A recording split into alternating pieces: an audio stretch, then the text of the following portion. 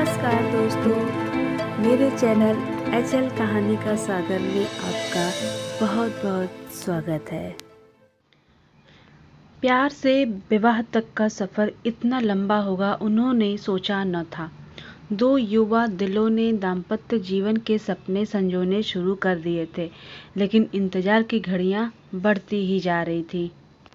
मुझे गुमसुम और उदास देखकर माँ ने कहा, क्या बात है रति, तू इस तरह मुंह लटकाए क्यों बैठी है? कई दिन से मनोज का भी कोई फ़ोन नहीं आया। दोनों ने आपस में झगड़ा कर लिया क्या? नहीं माँ, रोज रोज क्या बात करें।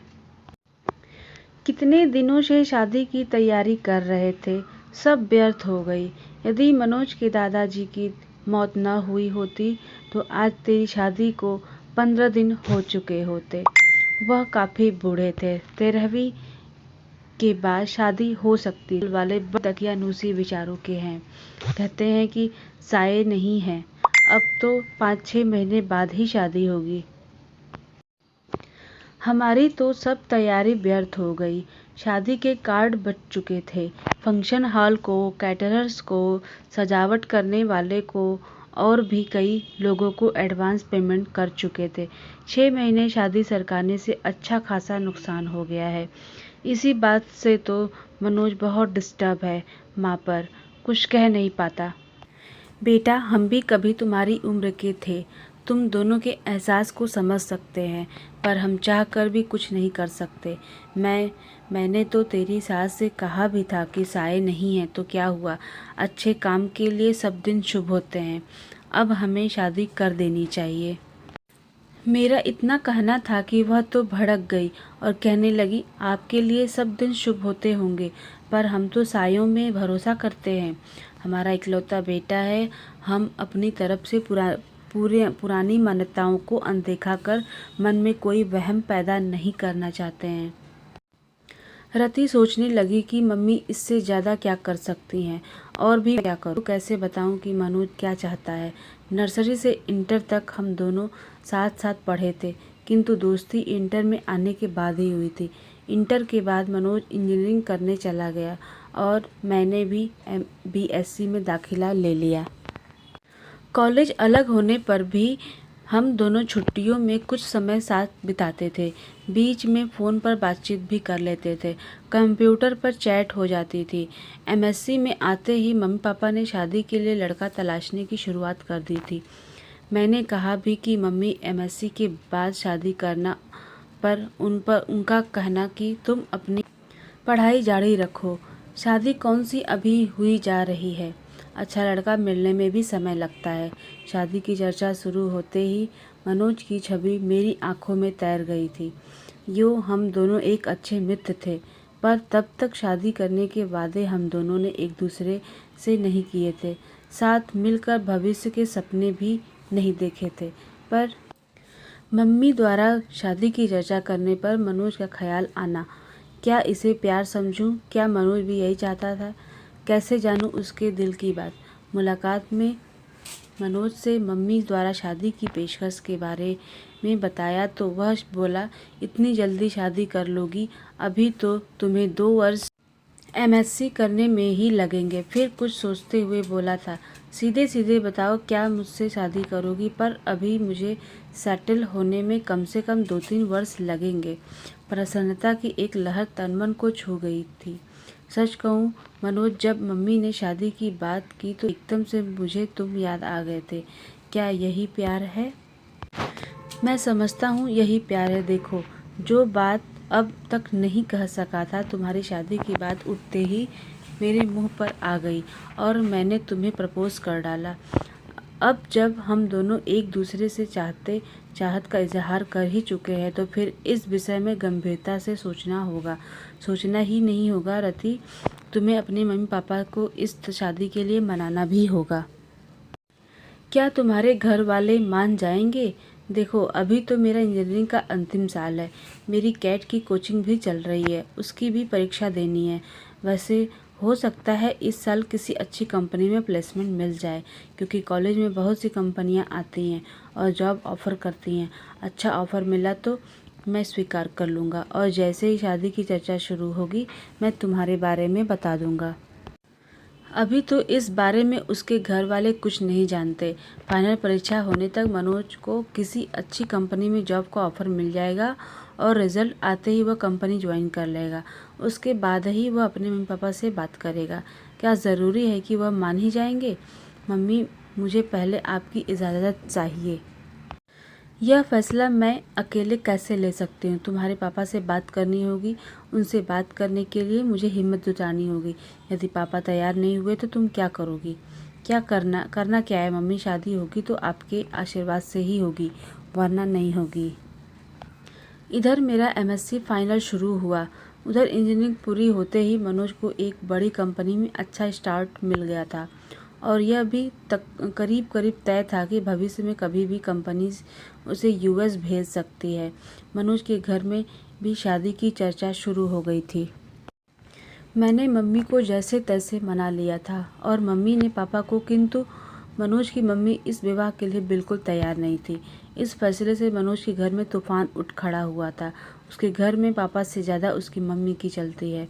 ऐसा एक बार मनोज ने ही बताया था। मनोज ने भी अपने घर में ऐलान कर दिया था कि शादी करूँगा तो रति से, वरना किसी से नहीं। आखिर मनोज के बहन बहनोई ने अपनी तरह से मम्मी को समझाया था। मम्मी, आप की यह जिद मनोज को आपसे दूर कर देगी। आजकल बच्चों की मानसिक स्थिति का कुछ पता नहीं चलता कि वह कब क्या कर बैठे। आज के ही अखबार में समाचार है कि माता पिता की स्वीकृति न मिलने पर प्रेमी प्रेमिका ने आत्महत्या कर ली। वह दोनों बालिग हैं। मनोज अच्छा कमा रहा है। वह चाहता तो अदालत में शादी कर सकता था, पर उसने ऐसा नहीं किया और आपकी स्वीकृति का इंतज़ार कर रहा है। अब फैसला आपको करना है।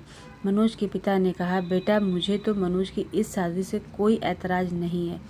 लड़की पढ़ी लिखी है, सुंदर है, अच्छे परिवार की है और सबसे बड़ी बात मनोज को पसंद है। बस हमारी जाति की नहीं है तो क्या हुआ, पर तुम्हारी मम्मी को कौन समझाए? जब सब तैयार है तो मैं ही उसकी दुश्मन हूँ क्या?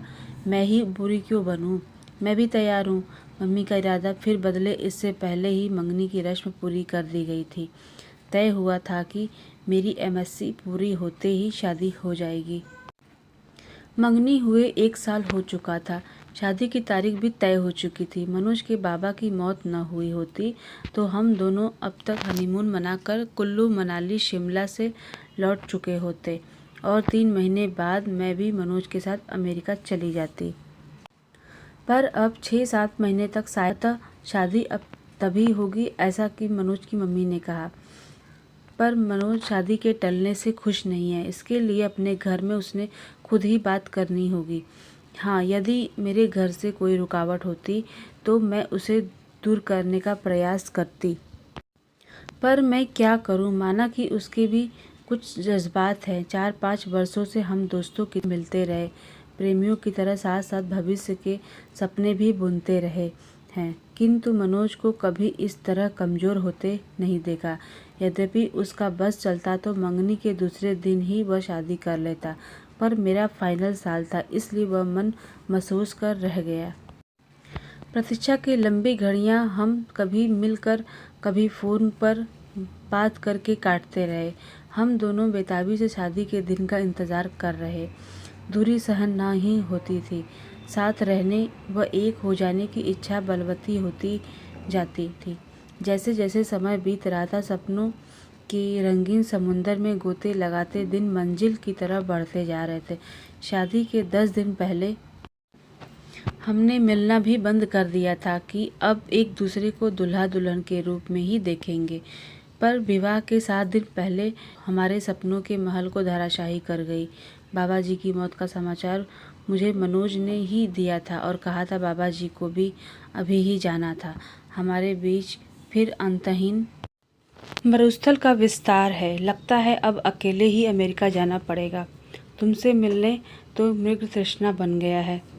13वीं के बाद हम दोनों गार्डन में मिले थे। वह बहुत भावुक हो रहा था। रति, तुमसे दूरी अब सहन नहीं होती। मन करता है तुम्हें लेकर अनजान जगह पर उड़ जाऊं, जहां हमारे बीच न समाज आए, न परंपराएं हो, न ये रीति रिवाज। हो। दो प्रेमियों के मिलने में समाज के कायदे कानून की इतनी ऊंची बाड़ खड़ी कर रखी है कि उनकी सब्र की सीमा ही समाप्त हो जाए। चलो रति, हम कहीं भाग चलें। मैं तुम्हारा निकट सानिध्य चाहता हूँ। इतना बड़ा शहर है, चलो किसी होटल में कुछ घंटे साथ बिताते हैं। जो हाल मनोज का था वही मेरा भी था। एक मन कहता था कि अपनी खींची लक्ष्मण रेखा को अब मिटा दें, किंतु दूसरा मन संस्कारों की पिन चुभो देता कि बिना विवाह यह सब ठीक नहीं। वैसे भी एक बार मनोज की इच्छा पूरी कर दी तो यह चाह भी बार बार सिर उठाएगी। नहीं, यह ठीक नहीं। क्या ठीक नहीं रति? क्या तुमको मुझ पर विश्वास नहीं? पति पत्नी तो हमें बनना ही है। मेरा मन आज जिद पर आया है। मैं भटक सकता हूँ रति, मुझे संभाल लो। गार्डन के एकांत झुटपटे में उसने बाहों में भरकर बेतहाशा चूमना शुरू कर दिया था। मैंने भी आज उसे यह छूट दे दी थी ताकि उसका आवेग कुछ शांत हो, किंतु मनोज की गहरी गहरी सांसें और अधिक समा जाने की चाह मुझे भी बहकाए। उससे पूर्व ही मैं उठ खड़ी हुई। अपने को संभालो मनोज, यह भी कोई जगह है भागने की? मैं भी कोई पत्थर नहीं, इंसान हूँ। कुछ दिन अपने को और संभालो। इतने दिन से अपने को संभाल ही तो रहा हूँ। जो तुम चाह रहे हो वह हमारी समस्या का समाधान तो नहीं है। स्थायी समाधान के लिए अब हाथ पैर मारने होंगे। चलो, बहुत जोर से भूख लगी है, एक गर्मा गर्म कॉफ़ी के साथ कुछ खिला दो, फिर इस बारे में कुछ मिलकर सोचते हैं। रेस्टोरेंट में बैरे को ऑर्डर देने के बाद मैंने ही बात शुरू की। मनोज, तुम्हें अब एक ही काम करना है, किसी तरह अपने माता पिता को जल्दी शादी के लिए तैयार करना है। जो बहुत मुश्किल नहीं, आखिर वे हमारे शुभचिंतक हैं। तुमने उनसे एक बार भी कहा कि शादी इतने दिन के लिए न टालकर अभी कर दें? नहीं, यह तो नहीं कहा। तो अब कह दो। कुछ पुराना छोड़ने और नए को अपनाने में हरेक को कुछ हिचक होती है। अरे आखिर वह तैयार हो गए न? तुम देखना, बिना साइयों के शादी करने को भी यह ज़रूर मान जाएंगे। मनोज के चेहरे पर खुशी की एक लहर दौड़ गई थी। तुम ठीक कह रही हो रति, यह बात मेरे ध्यान में क्यों नहीं आई? खाने के बाद तुम्हें घर पर छोड़ देता हूँ। कोर्ट मैरिज की डेट भी तो पास आ गई है, उसे भी आगे नहीं बढ़ाने दूंगा। ठीक है, अब मैरिज वाले दिन कोर्ट में ही मिलेंगे। मेरे आज के व्यवहार से डर गई क्या? इस बीच फ़ोन करने की इजाज़त तो है या वह भी नहीं है? चलो, फ़ोन करने की इजाज़त दे देते हैं। रजिस्ट्रार के ऑफिस में मैरिज की फॉर्मेलिटीज़ पूरी होने के बाद हम दोनों अपने परिवार के साथ बाहर आए तो मनोज के जीजाजी ने कहा, मनोज, अब तुम दोनों की शादी पर कानून की मुहर लग गई है। रति अब तुम्हारी हुई। यह जमाई बाबू ए इंडिया है। यह वीज़ा के लिए यह सब करना पड़ा है, वरना इसे हम शादी नहीं मानते। हमारे घर की बहू तो रति विवाह संस्कार के बाद ही बनेगी, मेरी मम्मी ने कहा। वह तो मजाक की बात थी मम्मी। अब आप लोग घर चलें, मैं तो इन दोनों से पार्टी लेकर ही आऊँगा। होटल में खाने का ऑर्डर देने के बाद मनोज ने अपने जीजाजी से पूछा, जीजाजी, मम्मी तक हमारी फरियाद अभी पहुँची या नहीं? साले साहब, क्यों चिंता करते हो? हम दोनों हैं ना तुम्हारे साथ। अमेरिका आप दोनों साथ ही जाओगे। मैंने अभी बात नहीं की है। मैं आप कि इस कोर्ट मैरिज हो जाने का इंतज़ार कर रहा था। आगे मम्मी को मनाने की जिम्मेदारी आपकी बहन ने ले ली है। इससे भी बात नहीं बनी तो फिर मैं कमान संभालूंगा। हाँ भैया, मैं मम्मी को समझाने की पूरी कोशिश करूँगी। हाँ, तू कोशिश कर ले, न माने तो मेरा नाम लेकर कह देना। आप अब शादी करो या न करो, भैया भाभी को साथ लेकर ही जाएंगे। वाह भैया, आज तुम सचमुच बड़े हो गए हो। आफ्टर ऑल अब मैं एक पत्नी का पति हो गया हूँ। ओके भैया, अब हम लोग चलेंगे। आप लोगों का क्या प्रोग्राम है? कुछ देर घूम घाम कर पहले रति को उसके घर छोड़ूंगा, फिर अपने घर जाऊंगा। मेरे गले में बाहें डालते हुए मनोज ने शरारत से देखा। हाँ रति, अब क्या कहती हो? तुम्हारे संस्कार मुझे पति मानने को तैयार हैं या नहीं? आंखें नचाते हुए मैं चहकी, अब तुम 90% मेरे पति हो, यानी 10% की अब भी कमी रह गई है। अभी और इंतज़ार करना पड़ेगा। उस दिन का मुझे अफ़सोस है मनोज, अब मैं तुम्हारी हूँ। तो दोस्तों, आपको कहानी कैसी लगी? आप लाइक, शेयर, सब्सक्राइब ज़रूर करिएगा। अब हम मिलते हैं अपनी दूसरी कहानी से। तब तक आप दूसरी कहानी के लिए इंतज़ार करिए।